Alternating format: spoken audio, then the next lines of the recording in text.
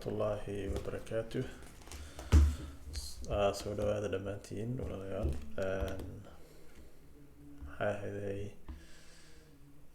cashirkan halkan idinku wada waxa weeyaan maxaa la yidhahdayey waa main stack ama full stack application, sidii application dhammaystiran aad u samayn lahayd adoo isticmaalaya main stack oo loo soo gaabiyey Mango, Express, React iyo Node.js. Marka course house weyn maaha. Muhiimadda waa inaad tusoon main stack, yani suu u shaqeeyo, siday labadan technology ay isula shaqeeyaan, sidii aad client u samaysan lahayd, server u samaysan lahayd iyo database sidii aad u samaysan lahayd oo isla wada shaqeynaya.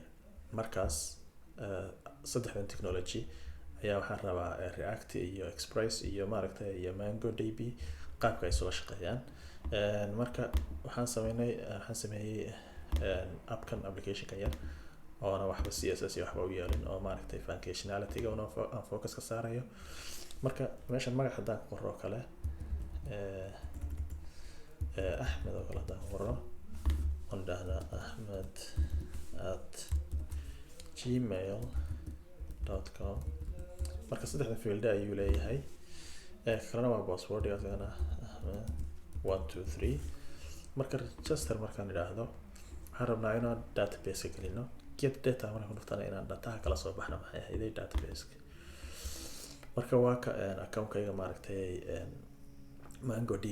mangodb laba dhinac ayaad isticmaali kartaa. mid online ahaan aad ku isticmaali kartaa, midna GUI-ga ayaad kusoo dejisan kartaa computerkaaga. marka kan online-ka ayaan hadda isticmaalayaa.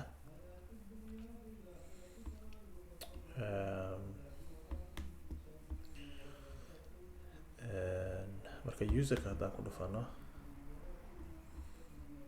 hadda userkii aan gelinay kuwa horaa kusii jiray, laakiin kii aan hadda gelinay waxa weeyaan meesha u hooseysa ayuu ku jiraa.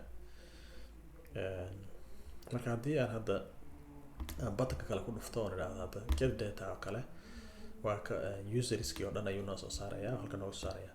marka informationkii database waa kala soo bixi karnaa, waana gelin karnaa.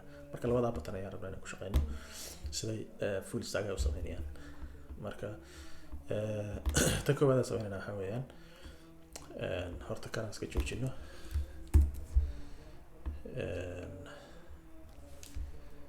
kaleer aan dhahno, yani mid cusub ayaan bilaabeynaa. kan kaleeta laftarkiisa iska joojinaynaa. iska wada xidhno, salkan hoosta kaga soo bilaabeynaa. marka folder cusub ayaan samaysanaynaa. fadlan waxaa weeyaan waxaan idinka codsanayaa videogan haddii aad maaragtay aad daawatid aad laakiin subscribe noo dhihin, inaad maaragtay subscribe noo saartid, like na noo saartid, yani videogan si ay walaalo badan uga faa'iidaystaan, channelkan ay dad badan ugu soo biiraan insha Allah. marka waxaan leenahay main folder lidhaahdo ayaan sameynaynaa. waxaan bixinaynaa main tutorial ayaan leenahay.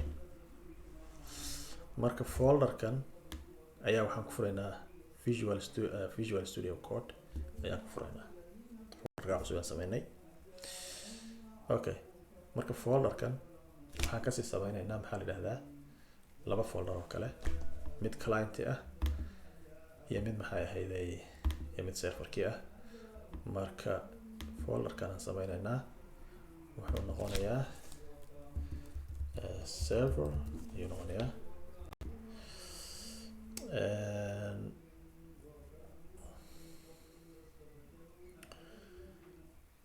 waxaa kaloo furanaynaa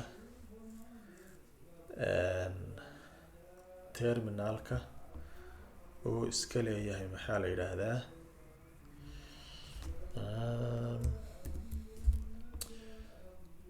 terminalka Visual Studio Code uu iska leeyahay ayaan furanaynaa. kabacdi terminalka laba ayaan kala qaybinaynaa. calaamadaas ayaa taabanaysaa. qayb waxaanu isticmaalaynaa serverka, qaybta kalena waxaanu isticmaalaynaa maxaa la yidhahdaa front end. marka kan bidixda ah waxaan dhahaynaa cd to server, kan midigta ahna waxaan dhahaynaa folder cusub ayaan ku sameynaynaa oo ah front end npx create markaad aad project rabtid aad sameysid react ah waxaad leedahay npx create react app iyo folderka magaciisa oo client aan u bixinayno. Okay, waan sameynay. Marka kan waqti ayuu qaadanayaa inta uu maaragtay uu reactigu uu maaragtay uu wixiisa sameynaynayo. inta waxaan kasii shaqeynaynaa qaybtan serverka. Waxaan leenahay npm init dash y. waxaan u baahannahay filekan la yidhaahdo package.json si aan yacni aan dependency kale aan ugu soo shubano meesha. marka waxaan leenahay kan npm install express waa frameworkiga aan u isticmaalayno inaan server ku sameyno. Okay, marka waan sugaynaa intuu noo soo download garanayo. markaas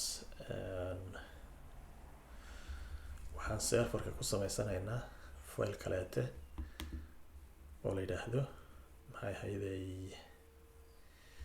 la yidhaahdo index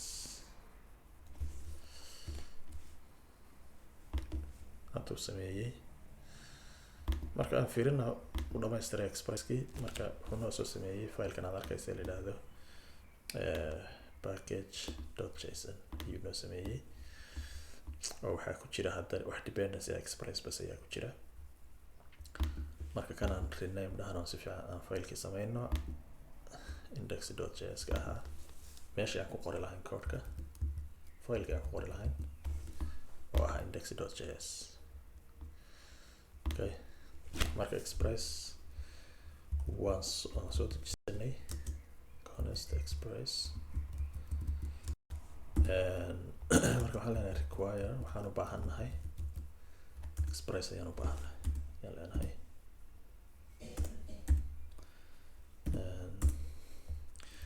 waxaa kaloon u baahannahay const app marka waxaan u baahannahay inaan initiate garayno waxaan express marka saas ayaan leenahay si aan yacni aan u sameysano endpoints. marka hadda waan isticmaali karaa appkan aan hadda sameynay. halkan waxaan ku qoraynaa route homekii weeyaan ama pagekii homeka weeyaan iyo callback function oo request iyo response object wata. marka response object ayaan isticmaalaynaa waxaan leenahay respond.send welcome iska dheh welcome to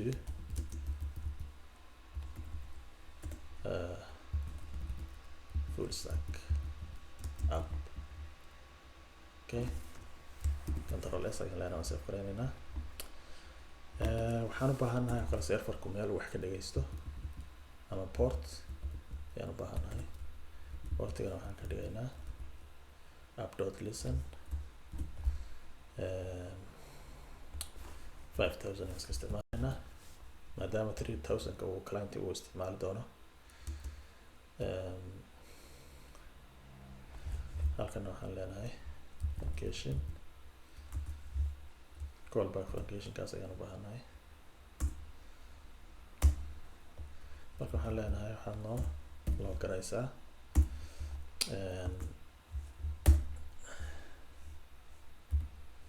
waxaad noo loo garaysaa ayaan leenahay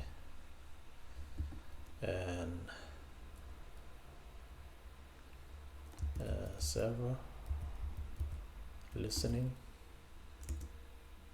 on port 5000 ayaan leenahay. Okay, server ayaan leenahay. marka waxaan haddaan idhaahno node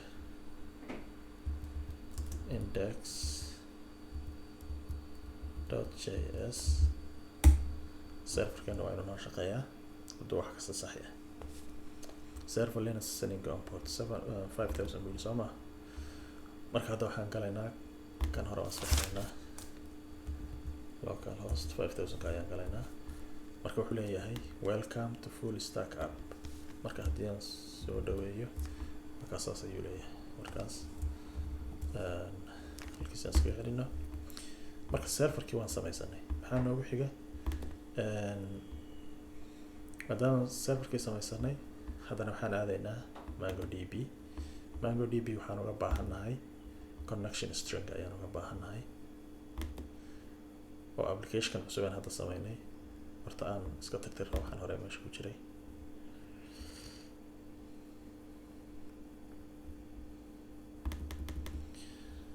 userkaas ayaan rabnaa inaan delete garayno. marka waxaan oo dhan waan delete garan karnaa waxyaabaha database magacyadii hore kusii jiray.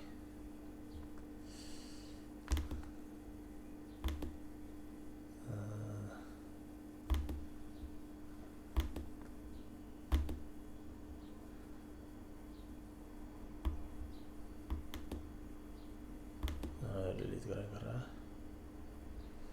inaan fresh ka bilowna ayaan rabaa database-ka. okay,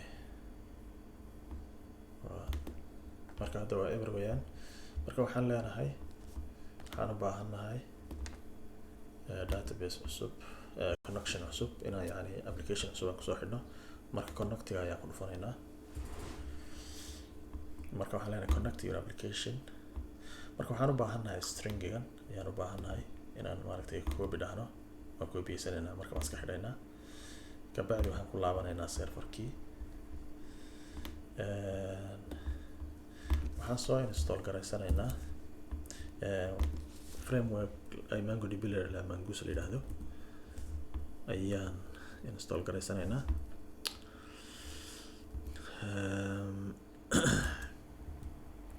npm install mangoose. okay, marka mangoose waxay kuu sahlaysaa si dhib yar ay kugu sahlaysaa inaad database-ka waxna geliso, waxna si dhib yar aad maaragtay aad uga soo saartid information-ka. okay, npm install mangoose, enter ayaan leeyahay.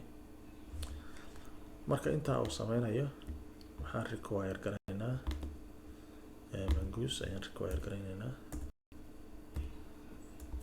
okay, marka waxaan leenahay const mangoose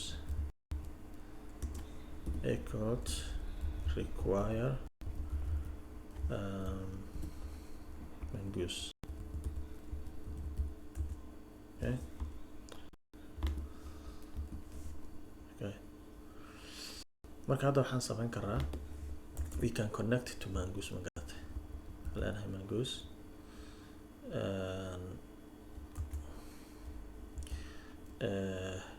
connect ayaad leedahay. marka wuxuu qaadanayaa stringiga aan soo koobiyeysanay, website ka soo koobiyeynay. kabacdi waxaad u baahan tahay bas inaad passwordka iska bedesho. marka yani passwordka ayaa waxaas oo dhan cashir hore oo API aan soo sameeyay ayaan ku sharaxay sidaad maaragtay aad u samayn karaysid. marka wuu dhib yar yahay. halka passwordka ma bedelaynaa. marka waxaa kaloo ku xiga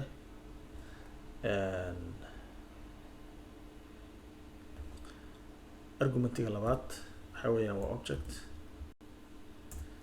marka objectigana waxaa weeyaan waxyaabo iska generic ah ama general ah oo maaragtay mangodb baa error buu ku siinayaa haddii aad maaragtay aad qori weydo, laakiin macna kale ay ku fadhidaa ma jirto. marka waxaa leeyahay use new URL, use new URL parser inay ahayd baan jecelahay.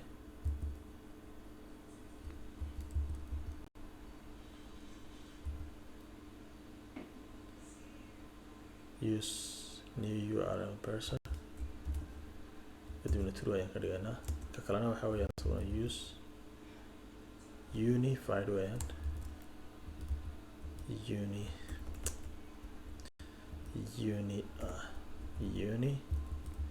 unified topology. use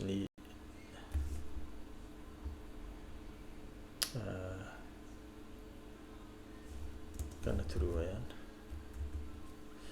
Okay, ka labaadna waxaa weeyaan argumentiga saddexaadna waxaan ka dhigi karaa function kaasoo yani hadduu khalad yimaado oo kale aan u sheegay userka yani khalad baa dhacay oo kale. marka waxaan leenahay if error waxaad sameysaa hadduu khalad dhaco waxaad loo garaysaa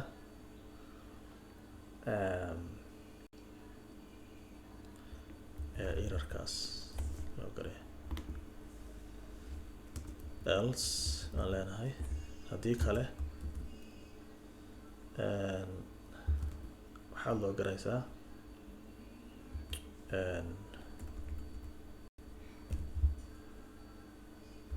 waxaad loo garaysaa haddii kale success. Okay, marka waan connect garayna ayay ka dhigan tahay hadda mangoose maxay ahayday waan maaragtay ku xidhnay ayay ka dhigan tahay. Okay, waxa kale in mangoose uga baahannahay waa inaan model sameyno ama qaabkii uu maaragtay u ekaan lahaa database-keenu u ekaan lahaa oo kale waa inaan sameyno ama modelkii oo kale ama schemana waa la dhahaa. يعني adigu waa waxyaabihii aad gelin lahayd sida magacii passwordkii iyo waxyaabaha la midka ah aad gelin lahayd database-ka ayaa qeexaynaa meesha ku qeexaynaa. marka see loo qeexaa halkan const waxaa iska dhahdaa user model equals mangoose dot model.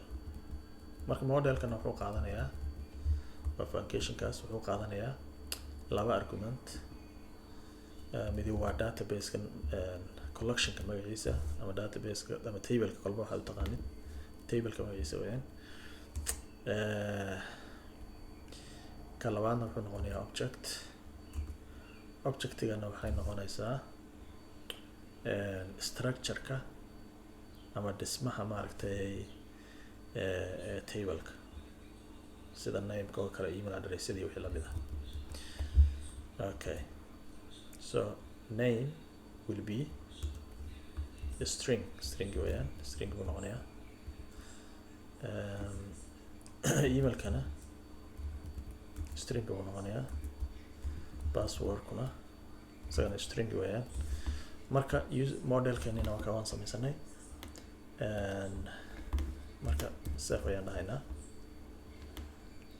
marka waxaan u baahannahay inaan sameysano endpoint oo kale oo yani markaan hadda rabno inaan information markaan gelino maaragtay database-ka waxaan u baahannahay inaan isticmaalno new route inaan u sameyno kale route cusub. marka waxaan leenahay app postigaas waxaa weeyaan http method. markaad information aad kasoo qaadanaysa database-ka get ayaad isticmaalaysaa, markaad gelinaysidna post ayaad isticmaalaysaa. marka kan wuxuu isticmaalaya laba wax. magaca waxaan u bixinaynaa register ayaan u bixinaa route-ka.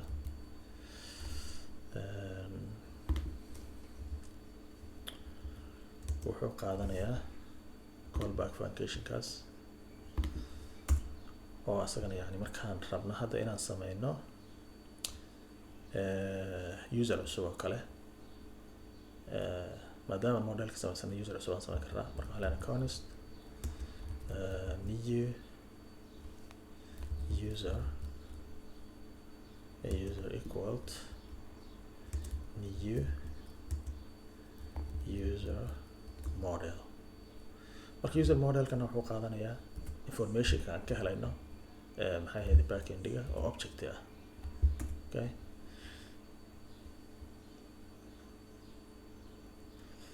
marka waxaan leenahay oo kale sida maxay ahayday name maxaa la dhahaa name-kana wuxuu noqonayaa marka request.body. marka request.body-gan si aan u isticmaalno waxaan u baahannahay inaan middleware isticmaalno. middleware halkan ayaan gelinaynaa. waxaan leenahay app.use express.json functionkaas. okay. marka safe ayaan leenahay. marka hadda waan isticmaali karnaa wixii front end uu noo soo diro. middleware ayaa noo sahlaya inaan isticmaalo. marka dhowr xab ay ahaayeen, ka kalena email ayuu ahaa.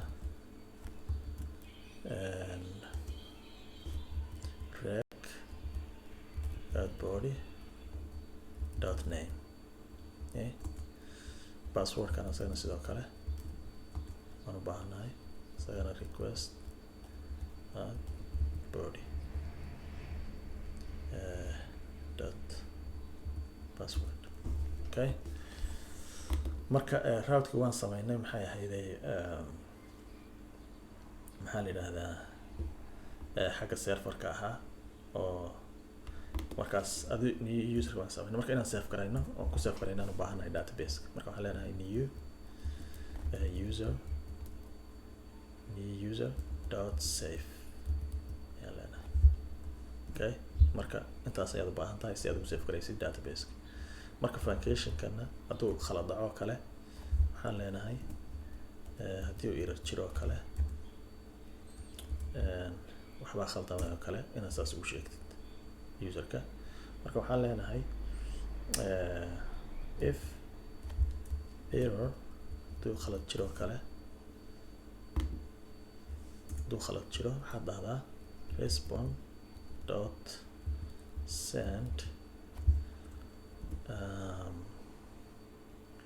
respond.send kalaad leedahay something went wrong oo kale aan leenahay.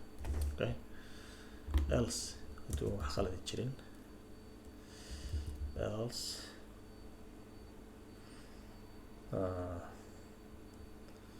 hadduusan wax khaladi jirin waxaan leenahay respond.send user created ayaan leenahay. okay. marka safe ayaan leenahay. marka routka saas ayaan ku sameynay. waxaa kaloo u baahannahay markaan la soo baxayno information database-ka ama mangodb aan kala soo baxayno waxaan isticmaalaynaa get ayaan isticmaalaynaa meesha aan post ka isticmaalay markii hore. routkana waxaan u bixinaynaa get data ayaan dhahaynaa. ka labaadna waxaa weyaan isaguna callback functionkii weyaan.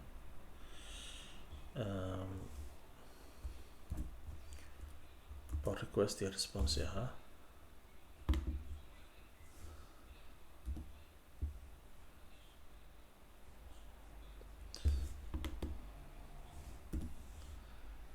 request iyo responsegaas ahaa. markaan rabno information inaan maaragta kasoo qaadano database-ka waxaan leenahay modelka horta isticmaalana user model find ayaan leenahay. okay. marka wuxuu qaadanayaa kani waxaan u baahannahay maadaama inaan waxba hadda aynaan sameyneynin wax user cusub object waxaan gelinaynaa empty object ayaan gelinaynaa and callback functionkana waan u baahannahay isagana. okay. marka waxaan leenahay if yani hadduu error jiro kale if error respond.send waxaad dhahdaa something went wrong oo kale dheh. okay. else haddii una wax error jirin respond.send user ayaan leenahay. okay. marka kana intaas ayaan u baahannahay si aan information aan uga hela maxay ahayd database. qaybtani waa qaybtii serverka ahayd. marka serverkii waan dhamaynay ayaan jecelahay. Reactina maaragtay iyadana hawlaheedu way dhamaysatay. Marka waxaan leenahay horta kana dhahno inuu shaqaynayni kale node.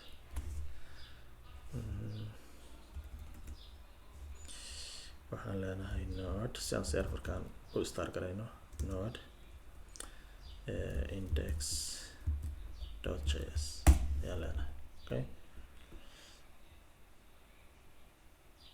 Okay, wuxuu yidhi marka server listening on board successfully waa taas oo asagana connection kii uu noo galay mangodb oo waan ku xiriirsanay.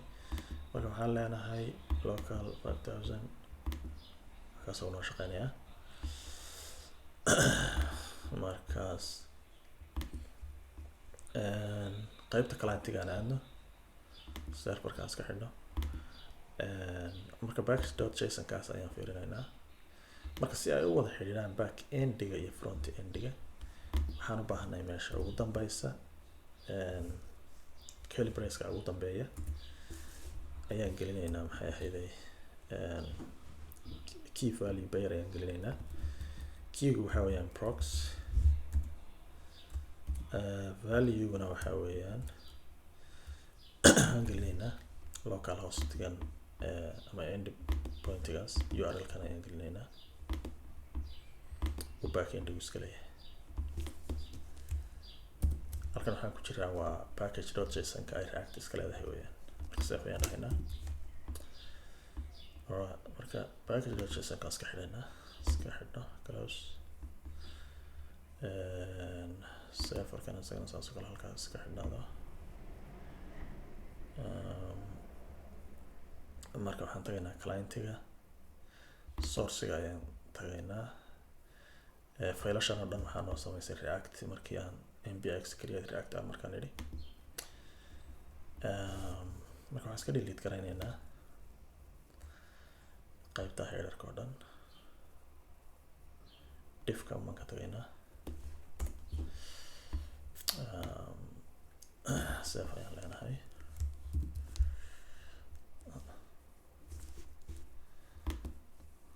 Dhacday khalad baa yimid. Marka halkan inaan react isticmaalayno si uu garto halkaas ayaan ku dhufanaynaa. React ayaan qoraynaa. Okay, save ayaan leenahay. Marka halkan waxaan iska qoranaynaa header 1. Waxaan leenahay register user. Register gare kadib save. Marka waxaan u baahannahay saddex input ayaan u baahannahay. Input oo midi input text buu ahaa. Text waan ka dhigaynaa. Waxaan leenahay placeholder. Waxaan ka dhigaynaa name. Okay. Next one waa email-kii.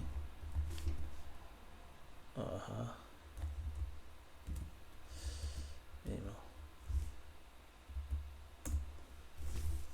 Kana placeholder ayaan siinaynaa asaguna ah.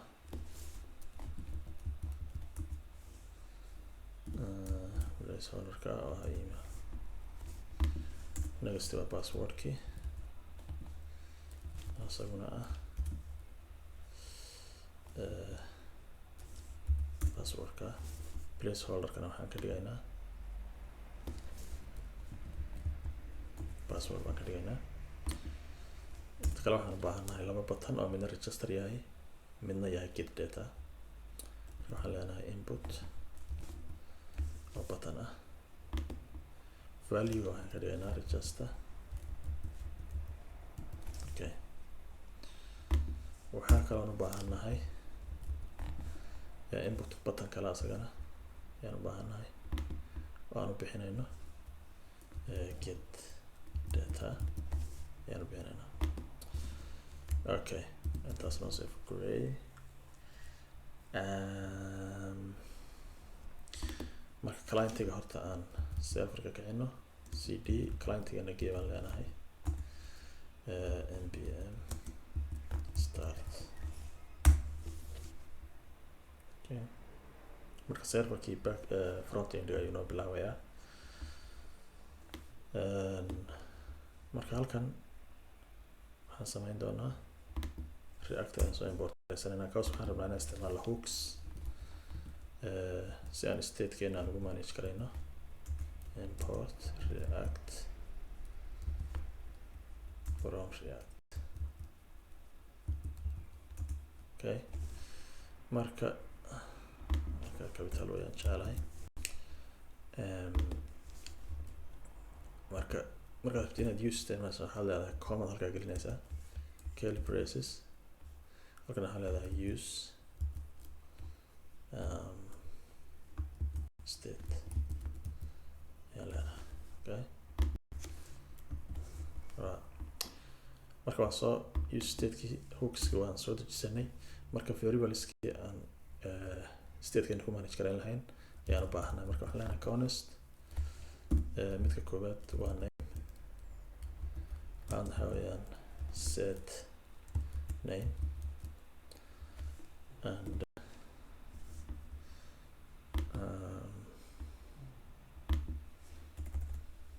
set name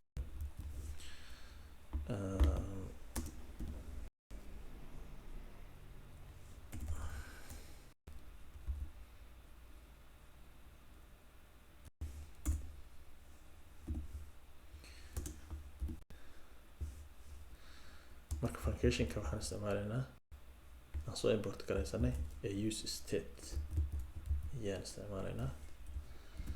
waxaan ka dhigaynaa empty object. marka waxaan u baahannahay 3 jeer oo mid passwordka ah, mid emailka ah iyo kan nameka.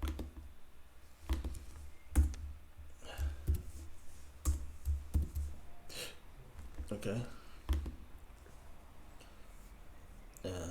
control S ayaan leenahay. marka haddii appkeena fiirino ee react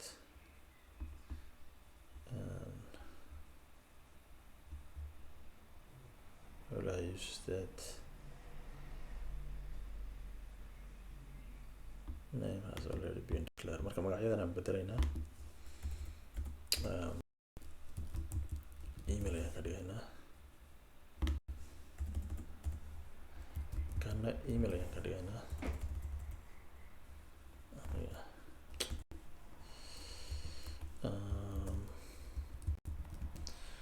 email ayaan ka dhigaynaa, kana waxaan ka dhigaynaa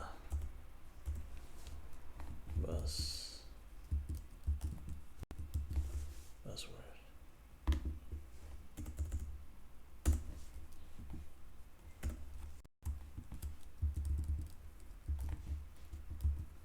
passwordka ayaan ka dhigaynaa, kadib save ayaan leenahay.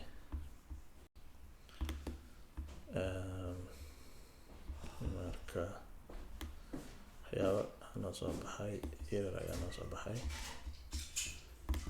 and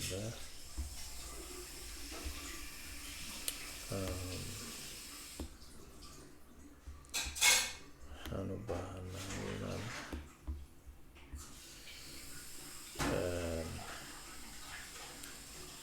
stateadii dhan waan declare garaynay. set email, set password, set name, that one is done. halkan aan space siino. functionadan ayaan rabnaa, halkan ayaan rabnaa markii buttonka lagu dhufto leenahay on click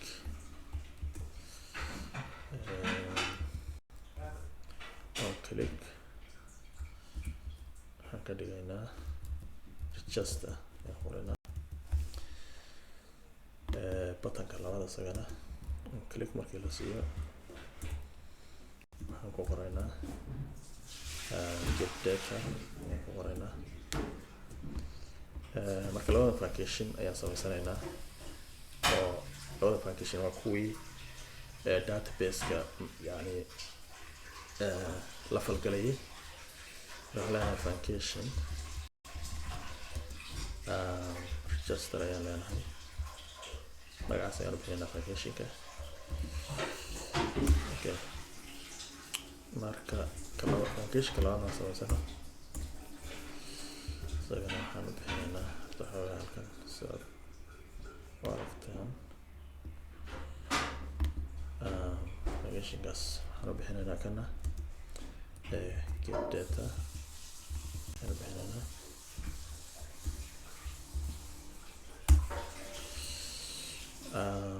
labadii function aan samaysanay markaan save dhahno markaas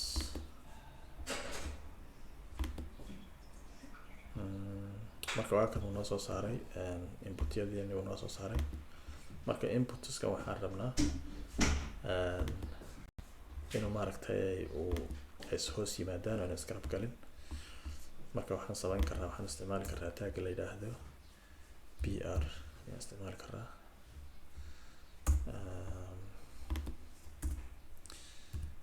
okay and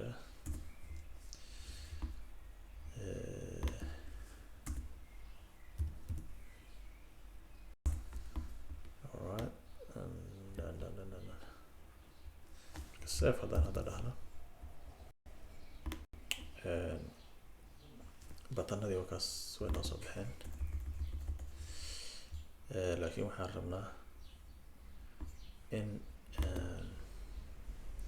aan kuwana maaragtay value-ga iyo markii wax aan ku qoro si aan u isticmaalo waxa lagu qorayo marka waxaan leeyahay waxaan ka dhigaynaa value-ga name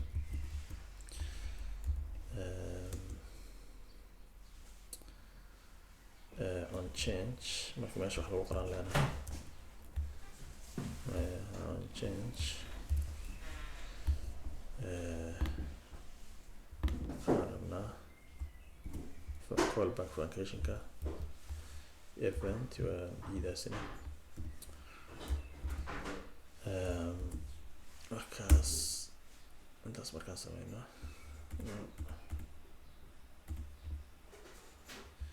waxaan isticmaalana markaas set statekaan kor kusoo sameynay oo car name ayaan isticmaalaynaa and halkan waxaan leenahay e dot target yani waxa meesha lagu qorayo ayaan u baahanahay markaas save ayaan dhahaynaa saddexda kaleeta inputyadana iyagana waa sidoo kale oo intanba isku mid bay ka yihiin waan copy garaysanaynaa kabacdi waxaan bedbedelaynaa magacyada halkaan kaga soo qabto copy ayaan leenahay control v waxaan ka dhigaynaa email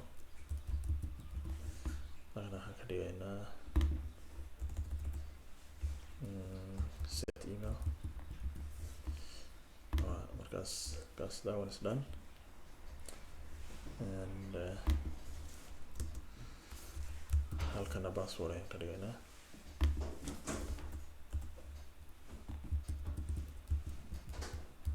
password ayaan ka dhigaynaa halkana waxaan ka dhigaynaa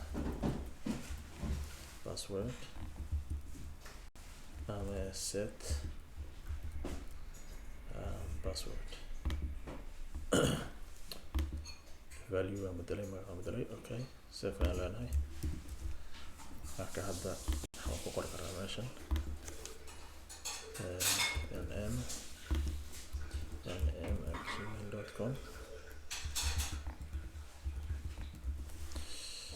iyo passwordkii asagana 123 just okay marka register markaan dhahno waxaan rabnaa buttonkaasi inuu la falgalo maxay ahayd database-ka marka waxaan u baahannahay package la yidhaahdo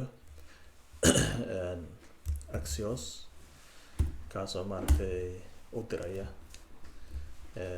backendiga informationkan npm install axios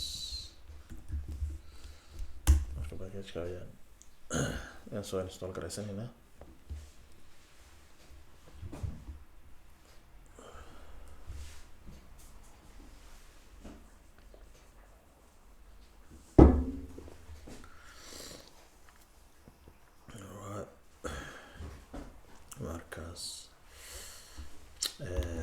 functionka koowaad waa kii maaragtay informationka database-ka gelinayay oo ku post galinayay marka koowaad waxaan u baahannahay inaan samaysano object oo kaas ay ku jiraan yani userka informationkiisi.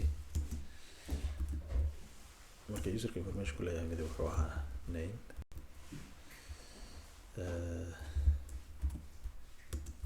name name kana waa isku mid halka weeyaan isagana namekaas kaas weeyaan. marka saddexda field ba waxaan rabnaa inaan sameyno sidoo kale waxaan sameynaynaa isagana emailka email kana saas password kana isagana saas weeyaan. marka objectigani waa kii aan u diraynay maxay ahayd backendiga. so waxaan leenahay axioso waxaad u dirtaa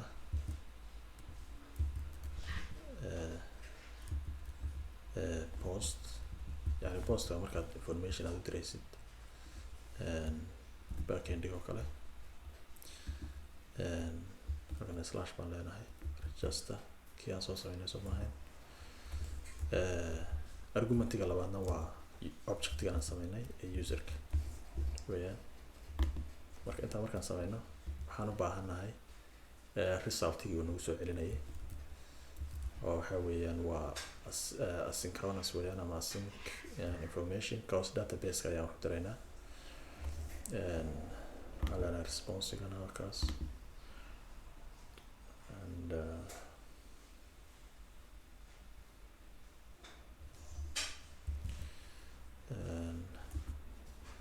marka waxaan bartigaraynaa way ka dhigan tahay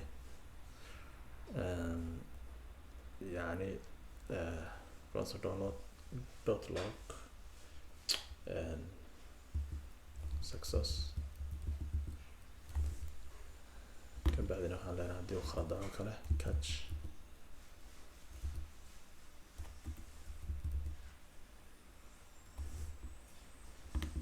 and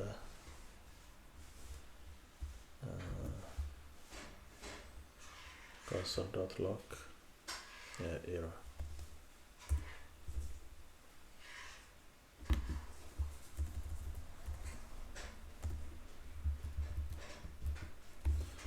errors ayaan leenahay.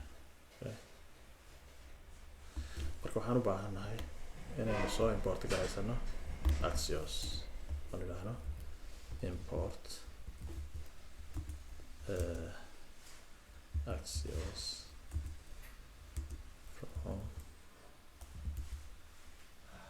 from axios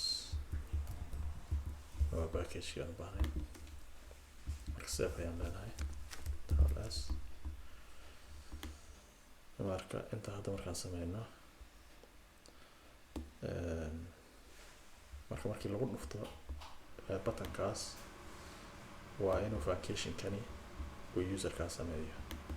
okay badanaan tijaabina marka horta aan start dhahno cause axios ayaan maaragtay install garaynaynay. markaad package aad install garaysa waa inaad restart ku sameyso kadib asaga automatic information kugu save garaynay.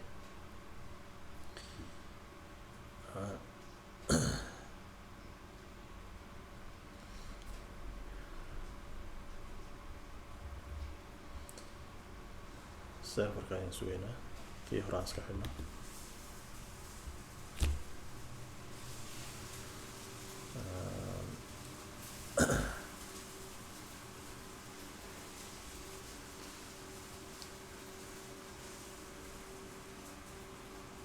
and weli wuu socdaa.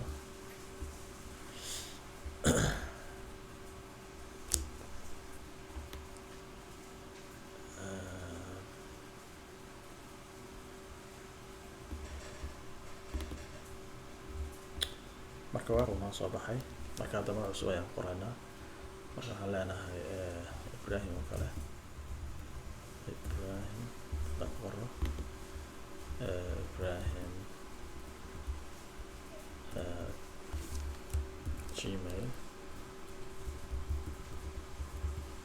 gmail.com 1 2 3 4 5 6 7 register aan furaynaa. okay inspectigaana waan furaynaa. consolekana waan furaynaa. marka success ayuu noo soo saaray marka taas waxay ka dhigan tahay uu shaqeynaya haddii aan hadda fiirino database-keena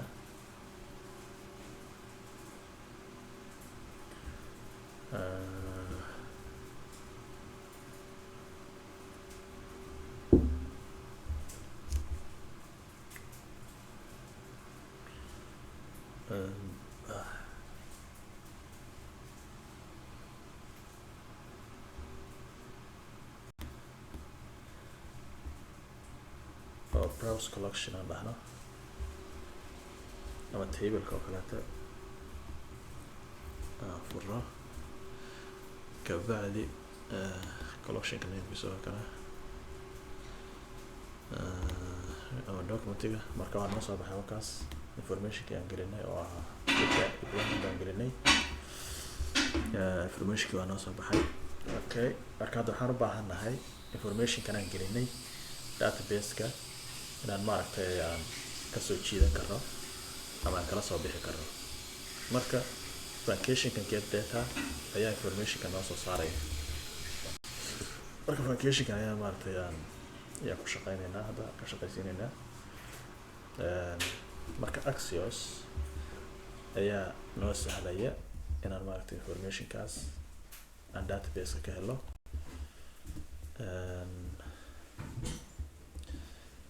routekana waa kii un backend oo kale marka waxaan leenahay get data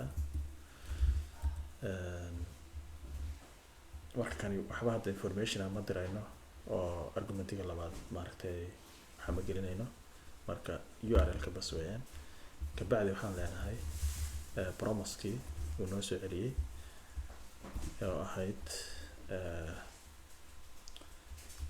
response iyo kasta uu noo soo saaray marka meeshan uu maaragtay console.log uu leeyahay aan ka dhigaynaa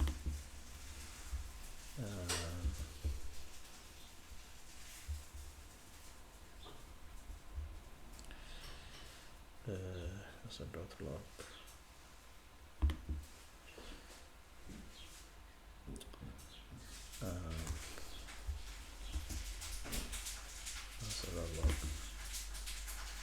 console.log-gaas uma baahin halkan waxaan gelinaynaa waxaan samaysanaynaa state cusub marka si aan maaragtay informationkaas aan uga helayno waxaan u bixinaynaa user list ayaan u bixinaynaa user list set user list state-kana waxaan ka dhigaynaa maaragtay initial value-ga waxaan ka dhigaynaa empty array ayaan ka dhigaynaa ama array madan ayaan siinaynaa marka empty array-gan ayaan functionkan ku isticmaalaynaa get data taas marka waxaan leenahay set user list response-ga aan ka helayno backend-ga iyo dataha oo property-giisa oo information ku jiro ayaan u baahanaa okay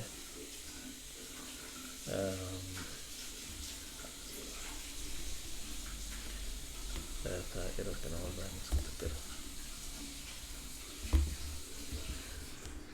marka save haddaan hadda dhahno response-gan ayaan khalday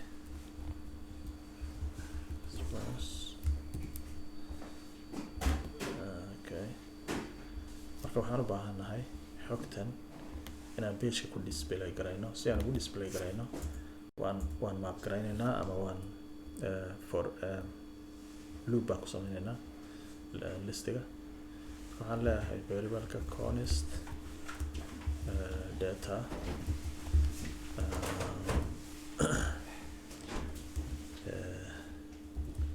user list oo state-ka aan kor ku sameynayna map ku samee ayaan leenahay okay marka waxaan u bixinaynaa callback function ayuu qaadanayaa kaas oo ah user argumentiga koowaad oo waxaan leenahay user kasta map garee halkana waxaan raacinayna index. marka waxaan leenahay inta markaas aan return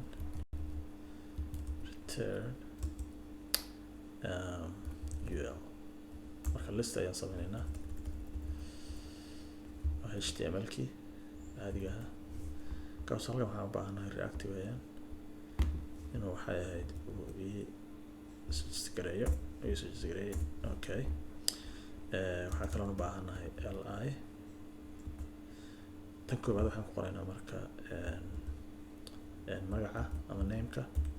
marka waxaan leenahay user dot name. okay. marka saddex baan u baahanahay, mid waa nameka, midna waa emailka, midna waa passwordka.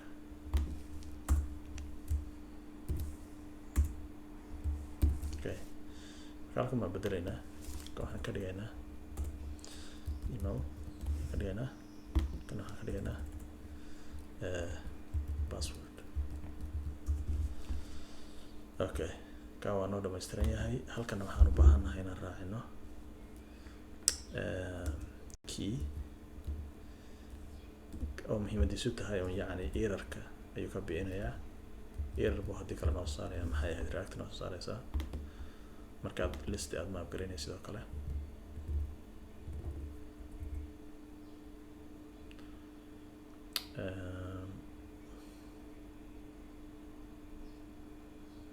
user name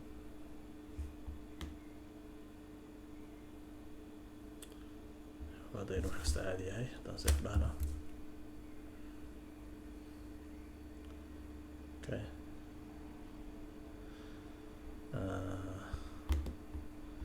markaas haddii aan react appkeena fiirino aan get data dhahno,